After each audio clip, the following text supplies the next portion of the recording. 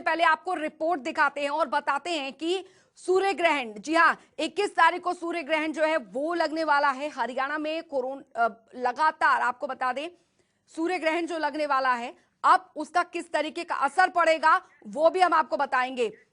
और फिलहाल हमारे साथ जुड़ गए हैं ज्योतिष गुरु आर.एस. नैन जी। सर, बहुत बहुत स्वागत है आपका जनता टीवी पर।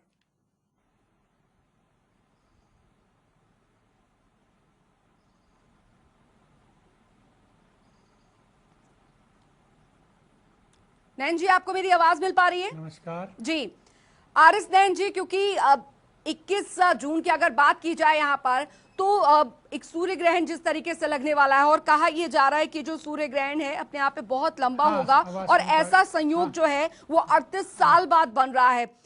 सर, किस तरीके का सूर्य ग्रहण होगा, कितना फर्क इस पर पड़ेगा, और आगे हम आपसे ये भी जानना चाहेंगे अलग अलग राशियों पर इसका कितना और कैसा प्रभाव पड़ेगा।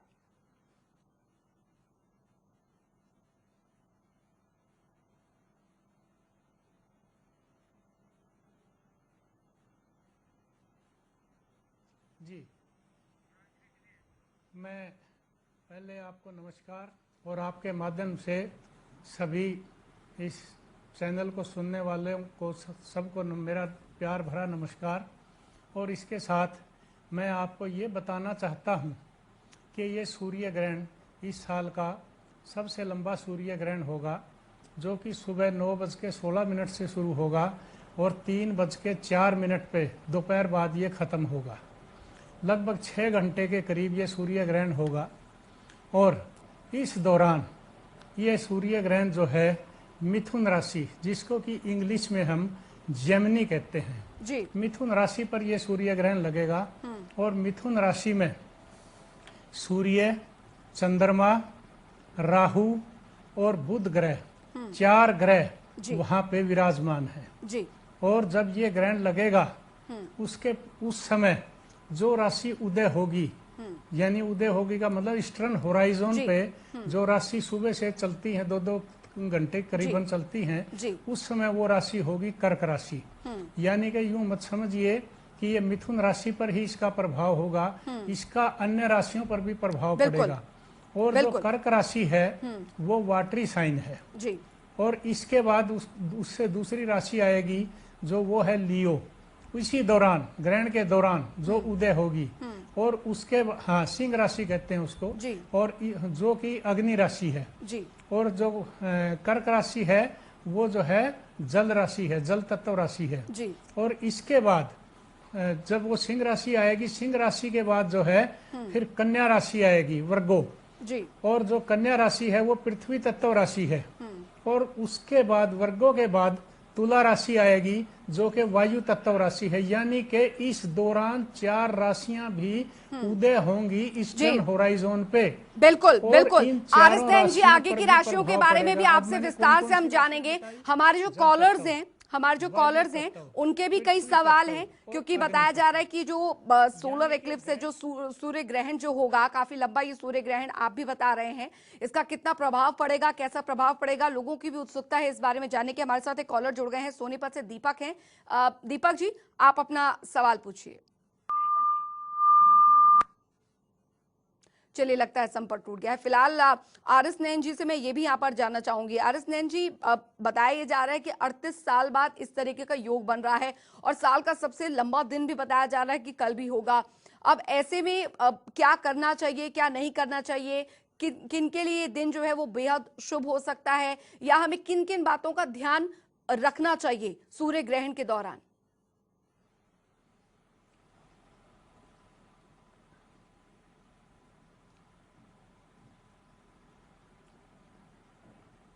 हाँ जी जी, तो मैं ये बताना चाहता हूँ आपको मैडम जी कि जो ये चार जो राशियों के बारे में मैंने आपको बताया, तो ऐसे ब्रह्मांड में इन चीजों पे इफेक्ट आएगा। इफेक्ट किस किस चीज पे आएगा? जल पे, अग्नि पे और वायु पे और इसके अलावा पृथ्वी पे। उसमें क्या नेचुरल कैलेमिटीज हो सकती हैं, क्योंकि ग्रहण से कभी भी कोई लाभ आज तक कहीं नहीं हुआ, न ही कहीं वेद पुराण या कहीं भी किसी उसमें नहीं लिखा है धार्मिक ग्रंथ में कि इससे कोई फायदा हुआ हो। तो इसका नुकसान ही होगा। अतः मैं ये बताना चाहता हूँ कि जल से नुकसान हो सकता है, अग्नि से नुकसान हो सकता है, वायु से नुकसान हो सकता है, और इसके अलावा पृथ्वी पे नुकसान हो सकता है, भूकंप वगैरह जैसे आते हैं ना, इस तरह के नुकसान की संभावना बन सकती है। और इसके साथ साथ मैं ये बताना चाहूंगा कि इसके अलावा जो अन्य राशियां हैं, 4 राशियां ये हैं और एक राशि मिथुन राशि है, 5, 7 राशियां, 12 राशियां कुल राशियां हैं, तो 7 राशियों पे भी इसका प्रभाव उसी तरह से आएगा। लेकिन सभी राशियों पे प्रभाव भिन्न भिन्न प्रकार से होगा, और ग्रहण का प्रभाव कभी भी अच्छा नहीं माना गया है और न ही होता है। सन 1962 में जब भारत का और चीन का युद्ध हुआ था, उस समय भी 31 जुलाई को जो है सूर्य ग्रहण लगा था, और उससे 15 दिन पहले चंद्र ग्रहण लगा था, और उसके 15 दिन बाद जो है फिर चंद्र ग्रहण लगा था। उसी तरह से 3 ग्रहण उस टाइम लगे थे, जो 3 ग्रहण आज आपके लग रहे हैं। और उनका प्रभाव क्या हुआ था आपको पता ही है। भारत चीन युद्ध हुआ था, और इसके अलावा ईरान में बहुत बड़ा भूकंप आया था उस समय। सन 1962 की बात कर रहा हूँ, जो कि आज से 58 साल पहले की बात है। इसी तरह के प्रभाव, मतलब जो है, मैं ये नहीं कह रहा कि कोई युद्ध आज ही होने वाला है, इसके प्रभाव, दुष्प्रभाव जो है वो आपको देखने को मिलेंगे बहुत जल्दी ही समय में, इसके ग्रहण के प्रभाव। आर.एस. नैन जी, इस वक्त का दौर भी ऐसा ही चल रहा है। 2020 की शुरुआत और अभी फिलहाल जो वर्तमान समय है, उसमें कोरोना संक्रमण, वैसे ही लोग उस बीमारी से, इस महामारी से जूझ रहे हैं, और ऐसे में अब ये सूर्य ग्रहण आप बता रहे हैं कि कहीं से भी अच्छा नहीं होगा। ऐसे में क्या कुछ ध्यान रखने चाहिए? खासकर बताया जा रहा है कि ऐसे ग्रहण में जो गर्भवती महिलाएं होती हैं उनका खास ख्याल जो है वो रखा जाता है, और ऐसे में बताया जाता है कि मंदिर के तमाम जो कपाट हैं वो भी बंद कर दिए जाएंगे। कल बताया जा रहा है कि जो 4 धाम के कपाट हैं इस दौरान, ग्रहण के दौरान बंद रहेंगे। इसके पीछे क्या रीजन होता है?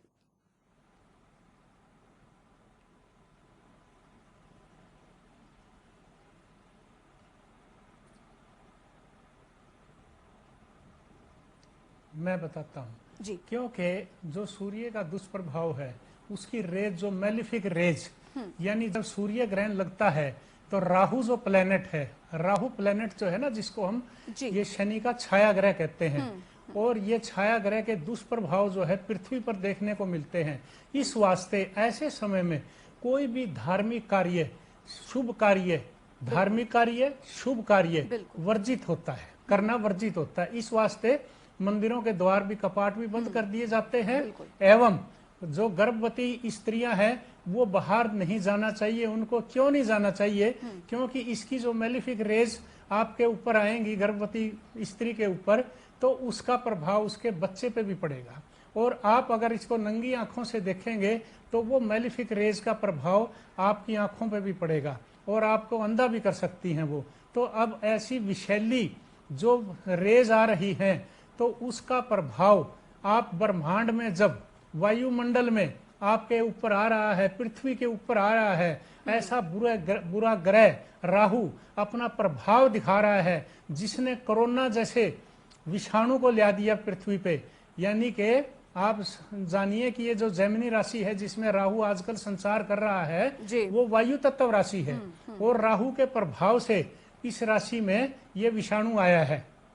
और वही इस तरह की बीमारियां भी जो है ऐसे समय में आ सकती हैं, यानी बढ़ भी सकती हैं, और भी बीमारियां आ सकती हैं। अतः आपको सावधानी रखनी जरूरी है, खासकर बच्चों को, बुजुर्गों को, बीमारों को, और महिलाओं को, स्त्रियों को। ठीक है जी? तो ऐसे समय में अपना ध्यान रखना जरूरी है। और ऐसे समय में भोजन वगैरह ये भी निषेध होता है, और इसके बाद, और ऐसे समय में स्नान वगैरह भी निषेध होता है। उससे पहले आप स्नान कर सकते हैं, और ग्रहण के बाद जो है आप स्नान कर सकते हैं, तो वो अच्छा रहता है जी। और बोलिए जी। हाँ जी। आर.एस. नैन जी, क्योंकि अब सूतक काल की बात भी हम करेंगे। आर.एस. नैन जी, सूतक काल की बात भी हम करेंगे। बताया जा रहा है कि ये ग्रहण से 12 घंटे पहले लग जाता है। इसके बारे में सर बताइए हमें कि क्या कुछ ध्यान रखना चाहिए इस दौरान।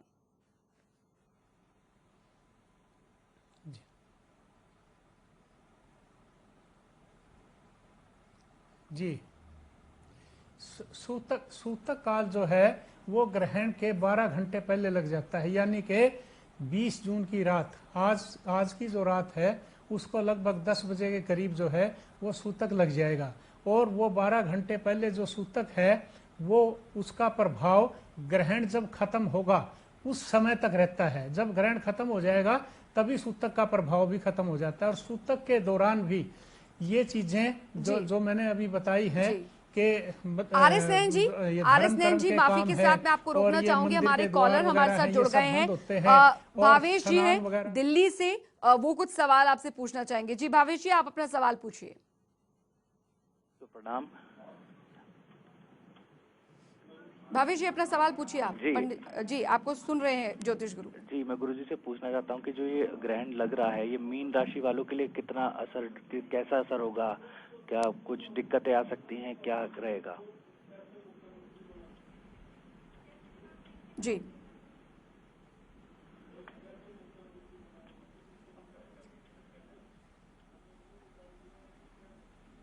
जी, आर.एस. नैन जी, मीन राशि वालों के लिए कैसा असर रहेगा इस सूर्य ग्रहण के दौरान? हेलो जी हेलो हेल हाँ जी। और मीन राशि के जो जातक हैं उनसे जो मिथुन राशि है वो चतुर्थ भाव में आ जाती है। ठीक है जी। और जी। आपके चतुर्थ भाव पे अगर ग्रहण लगता है तो आपके सुखों में कमी आएगी और आपके भूमि भवन वाहन वगैरह जो है उसके बनाने में दिक्कतें आएंगी, परेशानियां, पैसे वगैरह में दिक्कतें आएंगी और आपकी हेल्थ पे भी प्रभाव आ सकता है। जी चलिए, उम्मीद करते हैं भावेश जी आपके सवाल का आपको जवाब मिल गया होगा। आर.एस. नैन जी, पूजा विधि के बारे में अगर बात की जाए, क्योंकि हम आपको सुन पा रहे हैं आर.एस. नैन जी, फिलहाल अगर आपने जैसे बताया है, क्योंकि ये बताया जा रहा है 9:15 बजे से दोपहर 3 बजे तक ये सूर्य ग्रहण जो है वो लगेगा। पूजा अर्चना अगर कोई करता है इस दौरान तो उसमें भी कुछ लिमिटेशंस हैं कि हमें इतने बजे ही पूजा अर्चना करनी होगी?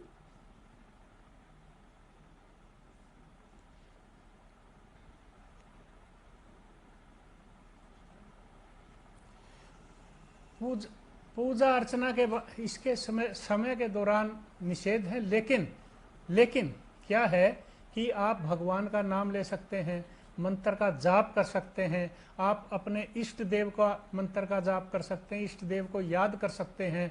जितना आप भगवान का नाम लेंगे, प्रभु का नाम लेंगे, प्रभु के मंत्रों का जप करेंगे सिर्फ, वो आपको फायदा करेगा और उससे भगवान को भी बल मिलता है। हम सूर्य को एस्ट्रोलॉजी में आत्मा मानते हैं जी। अब आत्मिक बल यानी पूजा करने से अगर आपको आत्मिक बल में वृद्धि हो रही है तो उससे भगवान का भी आशीर्वाद आपको मिलता है। बिल्कुल। और आर.एस. नैन जी, हमारे साथ दो दर्शक भी जुड़ गए हैं, दो दर्शक हमारे साथ जुड़ गए हैं। रविंद्र डबास हमारे साथ जुड़ गए हैं और संजय जी हमारे साथ जुड़ गए हैं। रविंद्र डबास जी, आप अपना सवाल पूछिए पहले। हेलो जी जी, आप अपना सवाल पूछिए रविंद्र जी। मैडम, मीन राशि पे अब की बार कुरुक्षेत्र से बोल रहा हूँ मैं। मीन राशि वालों को इस वर्ष क्या ध्यान रखना चाहिए, जैसे कोविड बीमारी आई हुई है? जी, अभी फिलहाल रविंद्र जी मीन राशि वालों के लिए बताया था ज्योतिष गुरु जी ने।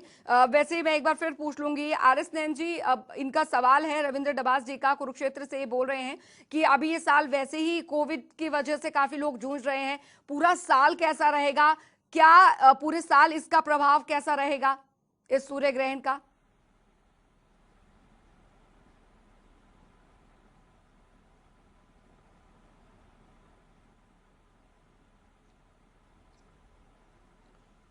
सूर्य ग्रहण का प्रभाव कोई अच्छा नहीं रहेगा, चाहे मीन राशि है कोई भी राशि है, राशियों के लिए प्रभाव, क्योंकि जब पृथ्वी पे कोई चीज नेगेटिव आ रही है तो पृथ्वी पे जितने जीव हैं, राशियां सभी की 12 राशियों में से किसी हर एक की कोई ना कोई राशि है, तो जब पृथ्वी पे इसका बुरा असर आ रहा है तो राशियों पे भी बुरा प्रभाव आएगा।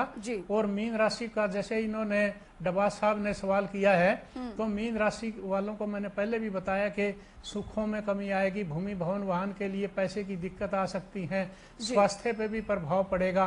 और इसके लिए जितना आप जो है मीन राशि वाले जातक जो है वो अपने अपने इष्ट देव का ध्यान रखेंगे और अपने जो है बृहस्पति महाराज को जितना मजबूत करेंगे उतना ही आपको फायदा होगा। जी, हमारे साथ एक और कॉलर जुड़ गए हैं, संजय जी हैं। जी संजय जी, आप अपना सवाल पूछिए। हेलो।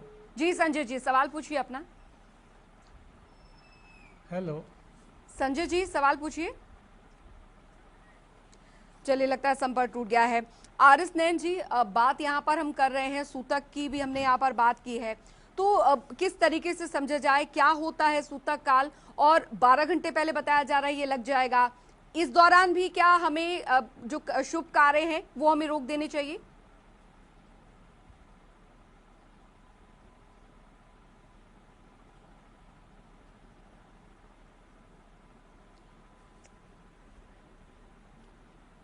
बिल्कुल, ऐसे समय में हमें शुभ कार्य बंद कर देने चाहिए और कोई नया काम ऐसे समय में शुरू नहीं करना चाहिए।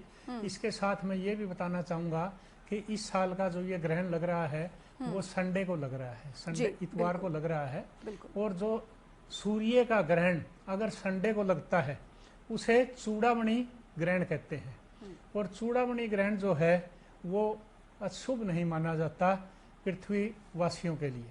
तो यहाँ मैं ये भी बताना चाहूँगा कि इसका भी थोड़ा सा दुष्प्रभाव ही होगा। और इसके साथ साथ मैं ये भी कहूँगा कि उस दिन सूर्य जो है, अभी सूर्य उत्तरायण है तो दक्षिणायन हो जाएंगे, यानी कि सूर्य जो है वापसी उस दिन 21 जून को जो दिन आता है, अपना बड़ा दिन आता है, उस दिन सूर्य वापसी हो जाते हैं। तो ये भी यानी जिस दिन सूर्य वहाँ से मकर राशि से वापसी होते हैं और मकर रेखा से जो वापस करते हैं, तो ऐसे समय में भी यह शुभ नहीं माना जाएगा।